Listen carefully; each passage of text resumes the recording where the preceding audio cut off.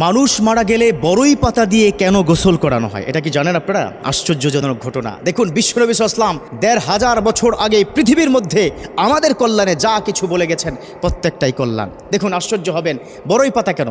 কত ঔষধি পাতা, কত ভেষজ পাতা আছে না, কত প্রয়োজনীয় পাতা আছে, সায়েন্টিফিক ওয়েতে অনেক পাতা আছে, অথচ কোনো পাতা দিয়ে কিন্তু এই মুসলমান যারা আমরা মারা যাই আমাদেরকে গোসল করানো হয় না। কিন্তু বড়ই পাতা দিয়ে কেন গোসল করানো হয়?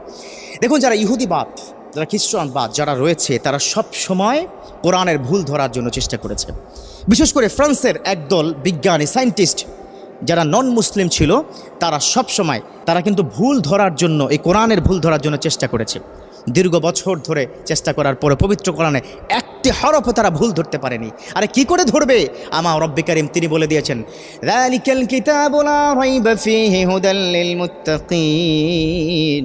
আমার রব্বুল আলামিন বলে দিয়েছেন, ও দুনিয়ার মানুষ।